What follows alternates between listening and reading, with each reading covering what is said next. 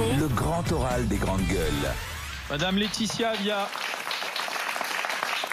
députée La République En Marche de Paris, une des porte-paroles de l'AREM. Bonjour Madame Avia. Bonjour. À votre avis, on a eu affaire à quoi là ces 3 jours de la part des cheminots? À un droit de retrait pour une vraie question de sécurité ou à un coup de semonce pour la réforme des retraites? Je pense qu'on est tous conscients de ce qui s'est passé ces derniers jours. C'est une grève surprise, une grève sauvage, une grève qui abusive. Qui a été abusive dans le sens où c'est un détournement du droit de retrait et une opération qui a voulu être une opération coup de poing, en effet, qui fait que les cheminots ont fait entendre leur voix, leur position, mais dans un cadre qui n'est pas le cadre légal. Donc il se peut qu'il y ait des sanctions ou qu'il y ait une suite administrative ou juridique à cette affaire, puisque ce n'est pas légal. Non, ce n'est pas légal et en effet, il y a cette vraie difficulté. J'ai entendu tout à l'heure la position exprimée qui disait qu'il faut être intelligent dans cette période où il va falloir engager un dialogue avec les cheminots. Et moi, je l'entends, bien sûr, mais à côté de cela, on a cette difficulté. Le droit de retrait, c'est quelque chose. Si aujourd'hui, on dit, eh bien, écoutez, vous pouvez détourner le droit de retrait et vous pouvez engager des grèves sauvages à tout va sans aucune sanction, eh bien finalement, on entre dans une situation qui ne serait absolument pas tolérable, et notamment pour l'ensemble des usagers et l'ensemble de nos concitoyens. Le service public n'est plus assuré, là. Le service public, mais de manière générale, le droit de grève, c'est quelque chose qui est encadré. On ne peut pas chacun faire ce qu'on veut, comme on veut, quand on veut. Il faut un minimum de cadre. Alors, est-ce que la sanction, elle doit être maximale, pécuniaire? Je ne sais pas. Est-ce qu'il faut qu'elle soit peut-être... Il faut qu'il y ait une suite pour qu'on puisse dire ça, ces conditions-là, c'est pas tolérable, c'est pas comme ça qu'on peut avancer ensemble, mais il faut maintenir les conditions pour avancer ensemble aussi, parce que je pense que c'est le plus important, c'est de voir demain. Anas Kazib. Excusez-moi, avec tout le respect que je peux avoir pour vous, j'ai jamais entendu autant d'idioties en 2 minutes. Mais qu'est-ce que c'est que cette façon aussi Non, mais je vous le dis. C'est-à-dire que déjà, d'une part, non, mais je vous parle avec très tranquillement. Mais pas de déjà, respect, non. Vous n'êtes pas magistrate, vous n'êtes pas juste, ce n'est pas vous qui faites la loi, d'accord? Alors si je fais la loi, je suis législateur et je connais bien la loi parce que je suis avocate en plus. La preuve étant que c'est que vous connaissez pas la loi, sinon je vous invite à ça. C'est un droit d'alerte, d'accord, qui est déposé et vous citez pas l'article L4131-1 qui justement explique qu'on ne peut pas sanctionner pécuniairement ni disciplinairement quelqu'un qui est en droit de retrait, d'accord. C'est un droit de retrait. Les gens ont le droit de considérer que leur personne et ils ont des raisons, d'accord, de se sentir en danger. Ils ont le droit. Il y a eu 2 inspections du travail qui ont expliqué, qui ont intimé à la SNCF d'arrêter en fait de mettre en demeure, parce que sinon c'était 10 000 € multiplié par le nombre de salariés. Donc après, si vous êtes dans le jeu politique, c'est-à-dire vous êtes vous avez peur concrètement, c'est-à-dire vous avez vu les cheminots se réveiller, vous êtes en train de sentir le 5 décembre la puissance qu'il aura. Absolument. Donc finalement, ça sert à rien de faire du cheminot bashing. Tout le monde a compris que ce n'était pas une grève surprise. Et je vous invite, vous qui êtes avocat, vous prenez la totalité du code du travail. Si vous trouvez grève surprise, je vous donne 1 000 €, d'accord? Ça n'existe pas, la grève surprise. Madame Avia, et c'est exactement ce que je vous disais justement. La grève surprise, ça n'existe pas. Le droit de grève, c'est quelque chose qui existe, qui est constitutionnel, qu'on n'a pas dans tous les pays. Et c'est, je pense, un des biens précieux qu'on a en France. Et il faut savoir le maintenir et savoir l'exercer dans son cadre-là. Vous êtes pour l'interdiction du droit de retrait? Absolument pas.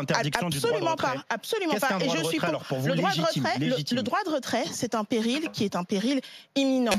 On l'a bien vu dans la situation actuelle. Il y a des personnes même qui n'étaient même pas en situation d'exercer un droit de retrait qui l'ont exercé. Il y a eu une action qui a été menée et je crois qu'on peut tous le reconnaître. Ça a été efficace. C'est une opération, moi je qualifie d'opération coup de poing. Oui, ils se sont coordonnés, ça a fonctionné. Il y a eu 3 jours où tous les usagers ont bien compris que les cheminots en avaient ras la casquette. Donc, mais à côté de cela, droit de retrait, s'il était resté cantonné là où il y a eu l'accident, exactement, il n'y avait pas de problème. Le fait que ça se passe partout en France, c'est là où il devient abusif. On voit bien derrière et dans les différentes prises de parole qu'il s'agit d'une contestation qui est plus large et qu'il s'agit en effet de contestations qu'on entend depuis un moment et qu'on doit entendre et sur lesquelles on doit travailler avec les cheminots. Moi, je ne rejette absolument pas cela, mais on ne peut pas dévoyer, détourner le droit de retrait pour un objet qui n'est pas le sien. Maxime Yeddo, Joël Dagosseri. Joël. Oui, moi j'ai juste une question sur ça. Est-ce que vous pensez, puisqu'on n'arrête pas de nous dire qu'en tant que Français, on paye 200 et quelques, je ne sais plus, par Français pour la SNCF, est-ce que vous pensez que si nous, en tant que Français, on avait été interrogés sur le fait que, est-ce que vous voulez qu'il n'y ait qu'un seul conducteur à bord? Moi, je suis une usagère du train, enfin du RER très régulièrement, peut-être que vous aussi, vous l'avez déjà pris. Je suis pas certaine qu'en fait, on aurait voté pour ce genre de choses, qu'il n'y ait qu'un seul conducteur à bord d'un train entier avec des centaines et des centaines de passagers. Et ça m'interroge quand même sur les décisions qui peuvent être prises au sein de la SNCF par la direction, qui sont pour moi, là, moi je le découvre. Alors peut-être que je suis naïve, mais je découvre en fait qu'il n'y avait qu'un seul personnel de la SNCF à bord de tout un train. Et ça m'interroge quand même sur les décisions qui peuvent être prises par la direction de la SNCF et qui sont dans l'intérêt quand même du client ou de l'usager, comme il l'appelle, du client. J'ai pas l'impression que ce soit des décisions qui sont dans le Mais alors justement, ce que vous indiquez, c'est quelque chose que vous découvrez, comme beaucoup de personnes en fait. Beaucoup ont découvert ces conditions, mais ces conditions, elles datent pas d'hier. Non, 1975, ça a commencé. C'est pour ça que je dis que le droit de retrait, là, il n'a pas de sens. Si c'était au lendemain de cette décision, si cette situation s'était créée à ce moment-là, bien sûr, mais là, on est dans une situation qui est pérenne, qui peut clairement être contestée. Alors, je ne suis pas une spécialiste en la matière, donc je ne vais pas vous dire que un conducteur, 2 conducteurs, 3 conducteurs, c'est ce qu'il faut. Ce que je sais en revanche, c'est qu'il faut s'assurer de la sécurité de tous. Et qu'aujourd'hui, dans les discussions qui doivent avoir lieu autour de la table, il faut pouvoir apporter une réponse précise à cela. Est-ce que vous avez demandé à la SNCF ce qu'elle apporte? Parce qu'enfin, vous savez pas combien il faut de conducteurs, mais moi je vous trouve, pour quelqu'un qui ne sait pas grand-chose au niveau du ferroviaire, avoir beaucoup d'avis en tout cas pour dénoncer. Moi j'ai un avis, sur la loi. Excusez-moi, mais moi si je suis pas expert en plomberie, je vais pas aller dire au plombier qui me dit c'est comme ci et c'est comme ça, c'est pas bon ce que tu es en train de faire. Moi je suis étonné par ça. Il y a des personnes, moi je suis une experte de la loi et je suis en train de vous parler de la loi. Et c'est ce que je vous dis. Vous ne respectez quoi, madame? Mais bien sûr que si. Mais bien sûr que si. Parce que la question vous ne respectez pas la loi. La loi elle est pas respectée. Sur l'imminence, enfin. Mais non, je joue pas dessus, c'est la base, c'est la Cour de cassation qui vous le dit. La Cour de cassation dit que l'imminence, en fait, ça ne doit pas arriver dans les secondes. C'est-à-dire qu'en fait, dès qu'il y a un risque potentiel, il peut être avec effet différé. C'est la Cour de cassation de mémoire. C'est un délibéré de 1989. D'accord, il y a la Cour de cassation a légiféré là-dessus. La question de l'immédiateté, ce n'est pas dans le sens dont on l'entend, parce que c'est vrai qu'on peut entendre risque de danger grave et imminent. On se dit mais là il y a rien d'imminent tout de suite. Mais ça veut dire que le moment où notre personne physiquement ou psychologiquement, on peut être mis en danger à n'importe quel moment, c'est-à-dire sur 1000 trajets. Si ça arrive une fois, c'est déjà une fois de trop. Écoutez, pour bien connaître les arrêts de la Cour de cassation, un danger imminent de 75 à 2019, généralisé sur l'ensemble du territoire par des milliers de personnes, dont des personnes qui ne sont pas concernées directement par ce danger, ça n'existe pas. C'est pas les mêmes, parce qu'il y a un droit d'alerte par région, madame Aviel, vous savez très bien, pour laisser de côté et voir quelles suites seront données, vous avez une réforme des retraites qui arrive, une journée d'action le 5 décembre prochain. 2 sujets distincts, puisqu'on parle de droit de retrait, c'est censé être sujet de sécurité et pas de retraite. Mais on sent le gouvernement quand même inquiet de ce front social, inédit depuis longtemps. Soucieux de s'assurer que le dialogue persiste. Et je pense que les différentes prises de parole, à la fois du président de la République, du Premier ministre, du haut-commissaire en charge des retraites, nous montrent bien une chose. C'est qu'il y a une volonté d'arriver dans un dialogue apaisé. Il y a le cœur de la retraite. De cette réforme, pardon. Il y a le cœur de cette réforme qui est le fait de rechercher un système qui soit à la fois plus juste et plus équitable. Par point, donc. Voilà, par point, 1 euro cotisé pour chacun, que cette personne soit plombier, cheminot, cadre, etc. C'est la même chose. Donc ce ne sera plus la répartition.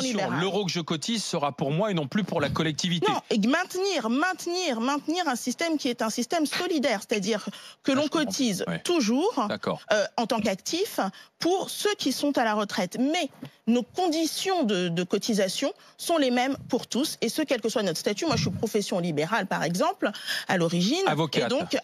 Et donc, oui. Donc, vous auriez pu être dans la rue avec vos collègues pour dire on ne prend pas notre régime autonome. Absolument pas. Vous savez, moi, je suis assez interpellée par cette réforme, par cette grève et des avocats, parce que c'est pas un régime spécial, c'est un régime autonome. C'est un régime autonome. Et vous voulez que je dise, moi, quand j'ai prêté serment, la première chose qu'on m'a dit, c'est prends une retraite complémentaire parce que tu n'auras pas de retraite en tant qu'avocate.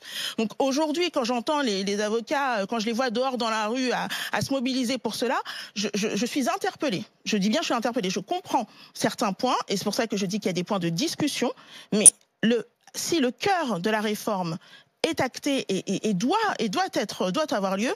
Il y a en revanche d'autres éléments, les artères, j'ai envie de dire, sur lesquels il y a plein de points de négociation. Et le gouvernement le dit, le répète, ouvre la porte aux discussions. Ne fermez pas la porte en vous disant juste je vais me mobiliser. Il faut négocier. On a déjà entendu parler d'un plan B qui serait une entrée en fonction de la réforme des retraites dans 10 ou 15 ans. Une fois qu'arriverait à la retraite, en fait, la classe peut-être 63 ou 64 et donc pendant 15 ou 20 ans ne seraient pas concernés les actifs et retraites actuels. C'est pas un plan B. La question, c'est de s'assurer, de veiller à ce qu'il n'y ait pas de brutalité dans cette réforme. Donc vous voulez prendre le temps. Et donc, voilà. Même si ça doit prendre 10 ans ou 15 ans. Mais oui, parce que le plus important, c'est que cette réforme ait lieu et que chacun puisse cotiser dans une situation qui soit plus saine, en fait, finalement, et plus sereine. Voilà. Donc, parfois, il y a des effets de bord, il y a des effets de seuil, surtout, parce que d'une année à l'autre, on change de régime. Eh bien, si on doit trouver des conditions d'assouplissement pour s'assurer que ces effets de seuil soient moindres, faisons-le. Ne soyons pas dogmatiques non plus sur ces éléments-là. Pardon, excusez-moi, mais pourquoi 10 ou 15 ans pour faire une réforme qui aurait déjà dû être faite? La Suède a mis 9 ans pour faire passer son régime. Oui, d'accord, mais nous, bien sûr, mais nous, je trouve qu'on a pris pas mal de retard quand même. On a une dette qui est conséquente. Et pourquoi encore 10 ou 15 ans pour faire passer une retraite, comme vous dites, en douceur? Pour éviter une paralysie du pays, je pense, c'est ça? Qu'est-ce qui justifie, à part justement l'argument d'Alain, qu'est-ce qui justifie qu'on prenne encore... Est-ce qu'on peut se permettre encore 10 ou 15 ans? C'est une question qui est posée. C'est une question qui est mise sur la table, de dire, est-ce que vous pensez que si cette réforme, elle est plus étalée dans le temps et qu'elle a un effet moins brutal pour ceux qui sont les plus près de la retraite aujourd'hui, qui se sont peut-être aussi déjà organisés en fonction de ce qu'ils pensent percevoir comme retraite, voilà, est-ce que vous pensez que étaler cela dans le temps permettra de mieux adopter cette réforme et qu'elle soit mieux acceptée aussi? Parce que adopter des textes, on peut faire ça tous les jours. Mais pas de brutalité, donc, pas de rapidité. Chacun puisse se saisir de ces nouvelles réformes, parce que ça concerne quand même, je crois, peut-être 20, 30, 40 ans de leur vie ensuite. Donc il faut associer un maximum de Français, et c'est pour ça qu'on fait une consultation citoyenne en la matière. Moi j'invite tout le monde, vraiment tous vos auditeurs, à répondre à cette consultation. C'est leur avenir qui est en jeu, qu'ils répondent, qu'ils donnent leur avis, et à partir de là, il n'y aura plus de régime spécial ni de régime autonome. Ce n'est pas l'objectif. 42 régimes aujourd'hui. On va passer sur un régime, ce sera plus équitable, plus juste. Alors, monsieur le cheminot. Excusez-moi, mais bon, ça me fait peur, parce qu'en fait, comme vous ne maîtrisez pas les retraites, vous ne maîtrisez pas la discussion sur les cheminots. Je pense que tout le monde a vu et tout le monde a compris, en fait, que la question de la réforme des retraites, c'était une usine à gaz, et tout le monde a compris une chose, c'est que tout le monde va y perdre à la fin. Je vais vous donner un exemple. Monsieur Macron, il va quand à Rodez pour débattre? Le jour où il y a un quadruple assassinat, un attentat à la préfecture de police. Excusez-moi, moi j'ai 32 ans, mais je connais pas un président de la République que le jour, l'après-midi, il y a un quadruple assassinat qui va aller apporter ses condoléances et qui prend le train pour aller parler d'une réforme des retraites dont Bruno Le Maire dit les premiers effets financiers ne seront pas avant 2040, et qu'en plus de ça, lorsque à Rodez on lui pose la question sur la valeur du point, il dit attendez, on n'a pas encore mesuré. Excusez-moi, juste je termine là-dessus. Ce que vous ne dites pas, c'est que déjà, d'une part, dans la réforme de Levoy, c'est-à-dire une dévaluation de la valeur du point, c'est-à-dire que va y avoir les pensions de retraite qui vont baisser. La deuxième chose, c'est les 14% de la règle d'or. Vous allez plafonner ce qui est prévu pour les pensions de retraite. Et la troisième, ce que vous ne dites pas non plus, c'est que les cotisations salariales dans la préconisation du rapport de Levoy augmentent de 4%. D'accord? C'est-à-dire 4% sur votre brut, c'est du net en moins. Donc les gens vont partir plus tard, une pension de retraite plus faible, et en plus de ça, ils vont cotiser plus, et dans leur salaire, ça va se voir. Et tout ça parce que Bruno Le Maire dit 2040, il n'y a pas un euro qui rentre. Mais justement, voilà, là on évoque un rapport de Levoy. Le rapport a été fait. Après le rapport, il y a la préconisation du gouvernement, la consultation citoyenne, les négociations avec les différents acteurs. Ça fait 18 mois, madame a arrêté 5 secondes. Mais non, on a eu le rapport Spinetta, il n'y a pas une virgule qui a changé dans la réforme ferroviaire. Vous êtes en train de nous faire croire que monsieur Delevoye a passé 18 mois de concertation avec les organisations syndicales. C'est lui qui est nommé en tant que ministre. D'ailleurs, on peut dire un mot. Il cumule la retraite de parlementaire, la retraite de sénateur. Il va avoir aussi une pension en tant que retraite parce qu'il a été maire, plus le salaire de ministre. Donc on peut s'interroger que quelqu'un quelqu'un qui a 72 ans, qui vient nous expliquer à nous, qui cumule salaire de ministre plus retraite, il vient nous expliquer à nous comment on doit partir. C'est juste inadmissible et vous allez nous faire croire que monsieur Delevoye, il touche 10 000 euros aujourd'hui pour faire en sorte que les 18 mois de concertation, elle n'ait servi à rien parce qu'il va y avoir une consultation citoyenne. Mais vous savez, ça aurait été beaucoup plus simple de se dire juste, on fait notre rapport et puis on se dit on va mettre ça en œuvre et puis ce sera comme ça. Alors, moi je veux bien entendre que le gouvernement prend ses décisions, ne consulte pas et puis quand on consulte, eh bien pourquoi est-ce que vous consultez? Il y a un moment, je pense qu'il faut arrêter d'être dans ce climat de suspicion surtout. Il y a une consultation qui est ouverte. Participer à cette consultation. Il y a des négociations avec les différentes parties prenantes. Et vous en tirez les conséquences. Ouais. Mais vous ne calerez pas après le 5 décembre. Vous ne calerez pas. Il y a un point qui est le cœur. Il y a un point qui est le cœur. Il y a un point qui est le cœur de cette réforme, c'est un système qui sera plus équitable avec la suppression des 42 régimes spéciaux. Pour le reste, tout est sur la table. Il faudra expliquer ce que c'est que le point et quelle sera la valeur du point. Parce que ça, pour moi, les Français ne voient pas ce que c'est. Exactement. Et encore une fois, l'objectif, c'est de ne pas se braquer et de vraiment participer aux discussions. Ceux qui refusent de participer aux discussions ne pourront pas ensuite dire qu'ils n'ont pas été consultés. Mais vous ne ferez pas comme Juppé en 95, vous ne calerez pas. Ce n'est pas l'objectif. D'accord. Monsieur Maxime, sujet peut-être plus terre à terre, mais qui me concerne beaucoup plus. Je sais que vous êtes porteuse d'une loi sur la haine sur Internet dans le sens global. J'utilise évidemment beaucoup les réseaux sociaux. On a eu ce débat il y a pas longtemps entre potes dans mon appart, et on s'est posé la question. En plus, il y en avait qui étaient en droit, donc tout est lié. Et on s'est posé la question, n'y a-t-il pas un vrai risque à laisser finalement la décision du fait de retirer ce qui paraît comme haineux à un décisionnaire privé, qui est finalement les grands groupes des réseaux sociaux, sans passer par un juge en France? Oui, alors, c'est une discussion que j'ai souvent, et c'est vrai que moi, ça fait 2 ans que je suis à plein temps sur ce sujet et que je le maîtrise, si vous me le permettez. Là, je suis peut-être sur voilà. Mais j'ai réalisé que beaucoup ne savaient pas que depuis la loi de 2004, en fait, les plateformes, elles ont déjà l'obligation de retirer les contenus illicites sur les réseaux sociaux. Mais qui est très mal fait. Vous c'est très mal fait. Régulièrement sur votre propre compte Twitter. Exactement. Et donc, elles le font à leur bon vouloir, avec leurs critères. Et donc, et d'ailleurs, on peut voir, sur certaines plateformes, on va plutôt retirer les contenus racistes, sur d'autres, on va plutôt retirer les contenus homophobes. On n'a aucun contrôle, on ne sait pas ce qui est retiré, on ne sait pas comment, on ne sait pas combien de modérateurs, tout cela. Avec cette loi, justement, je change les choses. Je définis ce qui est manifestement illicite. Les injures discriminatoires à raison de la race, de la religion, du sexe, de l'orientation sexuelle, du handicap, tout ce qui est vraiment discriminatoire, tout ce qui touche à la dignité de chacun. Et puis surtout, on met en œuvre des mécanismes de contrôle, ce qui fait qu'on va savoir. Comment on peut contrôler alors que vous donnez 24 heures à la plateforme pour retirer, ce qui est très peu? Elles ont 24 heures. Alors déjà, elles peuvent le faire, et les différents tests qui ont été faits, y compris à l'échelle européenne, montrent que techniquement, elles ont les capacités de le faire.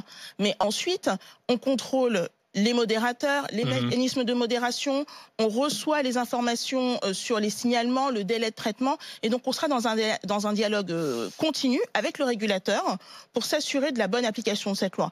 C'est ça aussi l'équilibre qui est recherché. Si par exemple des propos qui sont anti-GPA ne sont pas ciblés pour des propos finalement qui seraient attribués comme homophobes, comment quelqu'un qui se pose des questions sur l'immigration n'est pas renvoyé à la xénophobie? Exactement. L'objectif, et d'ailleurs on va émettre des lignes directrices pour bien donner des exemples très précis de ce qui est manifestement illicite, et cette loi, son but, c'est de ne traiter que cela. D'accord. Voilà. Ensuite, tout ce qui est gris, tout ce qui demande de la discussion, ça rentre pas dans le délai de 24 heures. C'est ça l'équilibre du texte.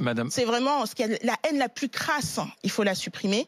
Le reste, c'est peut-être pas 24 heures, mais il faut le traiter. Madame Avia, est-ce qu'il faut une loi sur le port des signes religieux, du voile en particulier, pour les accompagnants scolaires, oui ou non? Sur les accompagnants scolaires, non, je ne pense pas. Je pense que notre cadre législatif, il est suffisamment dense en la matière. D'accord. Et vous pensez que, vu le débat qui repart, il faut réexaminer le port des signes religieux ou pas? Non, je vous le dis, moi je crois que ce qu'on a est suffisamment dense, et je pense vraiment que c'est une erreur aujourd'hui que de considérer que de focaliser l'attention sur les accompagnatrices scolaires aide à régler toute situation.